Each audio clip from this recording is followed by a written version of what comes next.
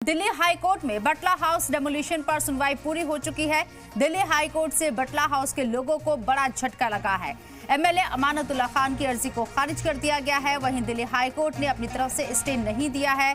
ऐसे में मुतासरीन लोगों की तरफ से अर्जी आनी चाहिए थी। हाई कोर्ट ने इस बात का भी जिक्र किया है। मुतासरीन लोग 3 दिन में कानून राहत का ऑप्शन आजमाए, इस बात का भी जिक्र एक तरीके से मशवरा दिया गया है। वाज़ेह रहे कि आज से बुलडोजर एक्शन हो सकता है, ये यहाँ पर अंदेशा जाहिर किया जा रहा है। खसरा नंबर 279 में सैकड़ों मकानों पर डीडीए का बुलडोजर चल सकता है। ये साया लगातार मंडरा रहा है।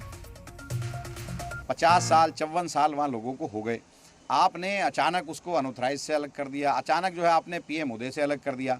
मेरी ये समझ में आता जो जीएनसीटी एक्ट है, जीएनसीटी एक्ट में 2014 से लेकर 2026 तक वो एरिया तो वहीं था, वो उसमें कवर्ड क्यों नहीं होता। तो ये जिस तरह से डीडीए इस पूरे इलाके को डेमोलिशन करना चाहती है वो मेरी समझ से बाहर है। रेखा गुप्ता जी कह रही हैं कोर्ट का ऑर्डर है, लेकिन उनके वकील आकर के यहाँ तोड़ने की बातें करते हैं, यहाँ मुखालफत करते हैं। भाई अगर आप इनको नहीं उजाड़ना चाहते तो मेरी समझ में नहीं आता। भाई अगर जो पीएम उदय में, आप ये खुद बताएं डीडीए वाले कि 5 बीघा इसी खसरा में से पीएम उदय में कैसे आ गया, 4 बीघी बाहर कैसे हो गया, 5 बीघा जो है अनऑथराइज में अनऑथराइज रेगुलाइज में कैसे आ गया, 4 बीघा बाहर कैसे हो गया। तो ऐसे थोड़ी है कि एक घर आ गया एक घर नहीं आया, एक घर आ गया एक घर नहीं आया।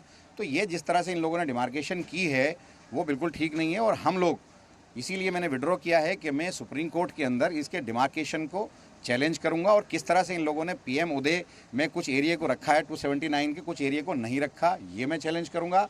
27 जो जीएनसीटी एक्ट है 2014 से 2026 तक पार्लियामेंट का एक्ट है, उससे इसको बाहर कैसे किया, अनऑथराइज का वो पार्ट है उससे कैसे बाहर किया। क्योंकि मैं वहाँ एमएलए हूँ और हमेशा से मैं उस इलाके को डेवलप करता रहा हूँ, एमएलए लेड फंड से भी, अनऑथराइज कॉलोनी के पार्ट पैसे से भी, और मैं उसको हमेशा करता रहा हूँ। तो ये गलत है और ये बिल्कुल पूरी तरह से बटला हाउस को तोड़ना चाहते हैं और इसके पीछे डीडीए और बीजेपी की हुकूमत पूरी तरह से लगी हुई है।